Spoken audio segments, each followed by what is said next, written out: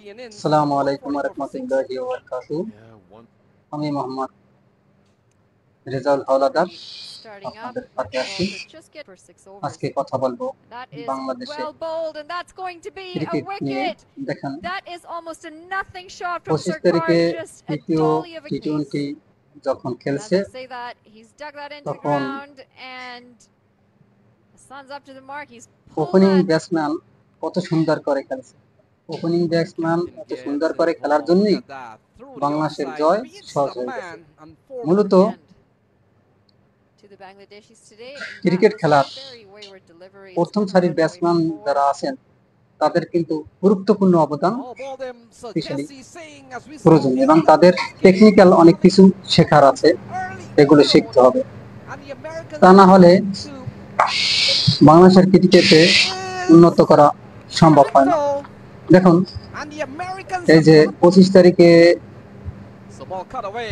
আমেরিকার সাথে যে খেলাটা খেলছে তৃতীয় টি-20, এটা কিন্তু একটা বড় দলের মতো খেলছে, অর্থাৎ মাত্র 11 ওভার কয়েক বলের মধ্যেই তারা জিতে গেছে। আর বেশি বড় দলের মতোই খেলছে। 105 রান করতে তাদের তেমন একটি ব্যর্থ হতে হয় না। দেখেন, কালকে সৌম্য সরকার এবং বিশেষ করে তানজিম তামিম যেভাবে ব্যাটিং করছে সত্যি খুবই মনোমুগ্ধকর। তাদের দুজনই প্রশংসার দাবিদার। এরকমই ওপেনিং ব্যাটসম্যানের খেলা উচিত আমি মনে করি। দেখুন, তারা যদি একজন পরবর্তীতে আউট হয়ে যেত, তারপর কিন্তু তাদের ব্যাটসম্যান গুলো অনেক শক্তিশালী। আমাদের ওপেনিং উপরের সারি, শুধু ওপেনিং না, উপরের সারি 1, 2, 3, 4 নম্বর এই কয়জন প্লেয়ার খুবই গুরুত্বপূর্ণ। এদেরকে টেকনিক্যাল এবং তাদের মাইন্ড ক্রিকেটের দিকে রাখতে হবে এবং তাদের খেলার সময় আমি মনে করি তাদের সমস্ত নেট থেকে, ফেসবুক এবং বিভিন্ন পত্রপত্রিকা থেকে তাদের দূরে রাখা উচিত।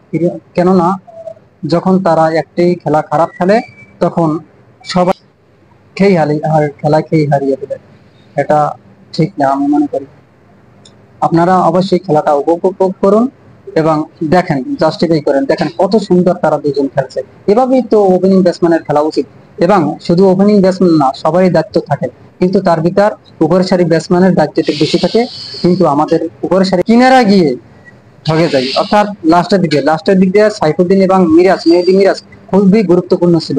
আমি মনে করি এই সাইফুদ্দিন এবং মেহেদী মিরাজকে দলে রাখা উচিত।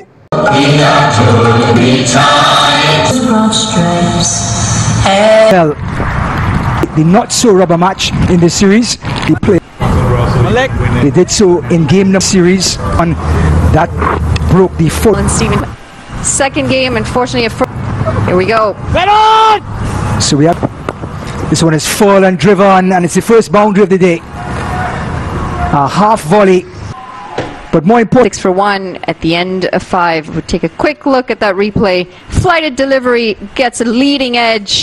It's gone straight up in the air, and this nearly ended in disaster. 2 Bangladeshi players, Rishad but they get the wicket.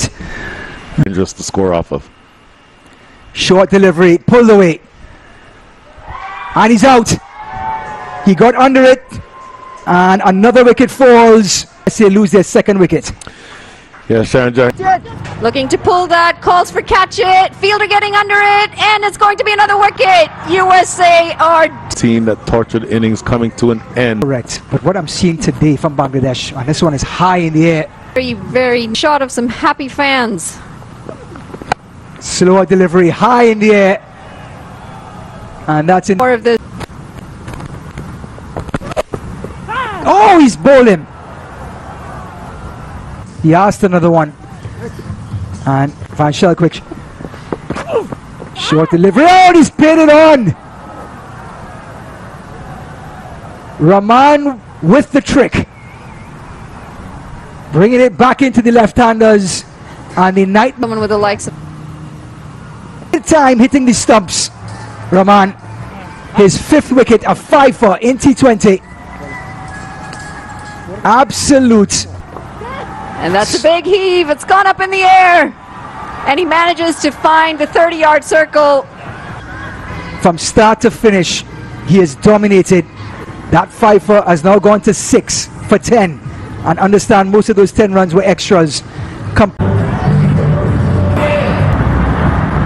by the Atlanta Fire team. Sets in.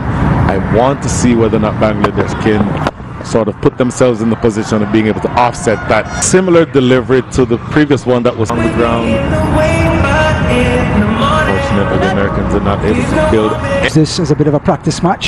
That was first stop off Netravalkar's second over, using his feet, getting to the pitch of the ball, and it was dispatched long and far. That has gone into the waves. We're going to have to swim out and get that one. Well, into the water, into the fields, that is... অভিনন্দন জানাই আমাদের মুস্তাফিজুর রহমানকে, তিনি তার আন্তর্জাতিক ক্যারিয়ারে আরেকটি mile ফলকে স্পর্শ করেছেন। So that is মাত্র 10 রান দিয়ে তিনি 6 উইকেট নিয়েছেন। এটা তার আন্তর্জাতিক ক্রিকেটের একটি বড় পাওয়া। দেখুন, মুস্তাফিজুর রহমান একটি বিশ্বমানের বোলার, এতে কোনো সন্দেহ নেই। তিনি তার ফর্মে ফেরার জন্য আমরা তাকে অভিনন্দন জানাই এবং তার উন্নতি সাফল্য কামনা করে। মুস্তাফিজের বোলিং ফিগার খুবই প্রশংসনীয়। দেখুন, মাত্র 4 ওভার বল করে 1 মিডল এবং প্রায় 22টির মতো ডট দিয়ে তিনি 6 উইকেট অর্জন করেছেন। এজন্য তাকে অভিনন্দন জানাই। কেননা এই ব্যাটসম্যান গুলো যদি ভালো করে খেলে, উপরের সারি ব্যাটসম্যান গুলো যদি ভালো খেলে এবং তাহলেই কিন্তু বাংলাদেশের জয় নিশ্চিত হবে। এটা এখন আপনাদের মাঝ থেকে বিদায় নেব, রাখি। আসসালামু আলাইকুম ওয়া রাহমাতুল্লাহি ওয়া বারাকাতুহু। অভিনন্দন জানাই তামিমকে, তিনি তার আন্তর্জাতিক ক্রিকেটে আরো একটি 50 মেরেছেন এবং অভিনন্দন জানাই